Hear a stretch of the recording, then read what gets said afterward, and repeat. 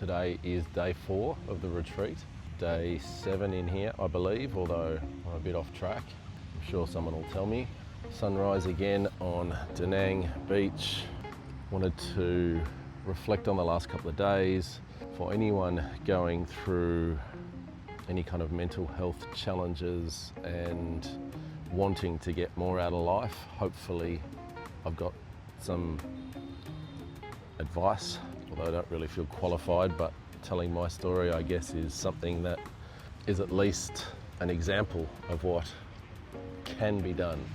I never thought that this would be possible for me, being overseas, helping facilitate a wellness retreat for 18 people, teaching them what I know about strength and mobility and healthy habits, nutrition, all the things that have helped me rebuild my life, I can now pass on to other people in this incredible setting. I pictured it, I wanted it, I just never thought it would be possible. 2 days ago, I wasn't sure I was going to be able to stay here. Had a really challenging day. If you didn't see yesterday's video, check that out. Some flashbacks, some really challenging trauma stuff, let's just call it that. But the coping mechanisms and the scaffolding that I've put in place over the last 15 years held me in really good stead. I'm still here and I've taken another step forward. I will take more steps forward. Karen and I had an amazing dinner last night and we're chatting about these things, and I was doing my best to explain to her what it was like, what it is like, and where I want to get to. We've both got really big hopes and dreams to do this kind of stuff more and more on bigger levels, reaching more people. That feels super exciting and it feels possible now. Never ever did. It makes me quite emotional to know that that is possible. So how do you go from feeling overwhelmed and completely crippled by mental health stuff to living the life you've always dreamed of? You take tiny steps and you keep taking them, and you do the work, and you surround yourself with good people, treat yourself with self-compassion, you learn, you journal, you show up, and bit by bit I am living proof that it can happen. 15 years for me.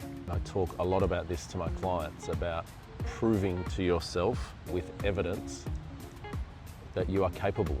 So you choose challenges that are slightly out of your comfort zone and you take them on and you provide evidence that you are okay, that you are safe, that you can move forward, and that these things are possible.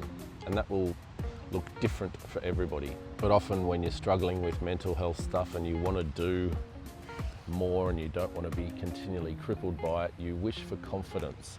And in my experience, confidence isn't the right thing to wish for.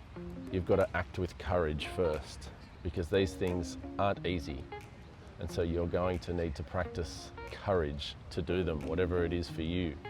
Showing up on retreats, facilitating things for me, being in front of people when I'm not feeling confident, that takes courage.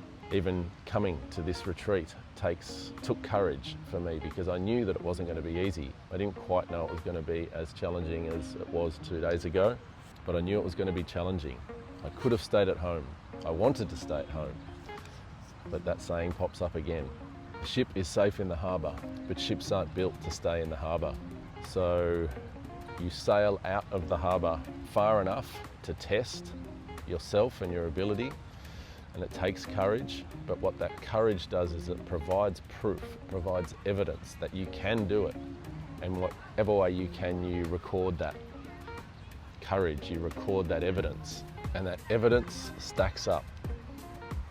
And that evidence provides confidence. Once you've done something enough times, you become confident. You can't just get confidence. First, you need courage, and second, you build proof and evidence that you can do hard things, and that turns into confidence. Another morning ramble, the sun comes up again, as it always does, and here we go for day 4 of the retreat, and I'm really excited.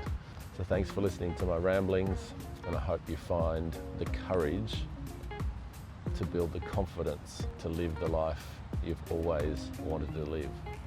It is entirely possible.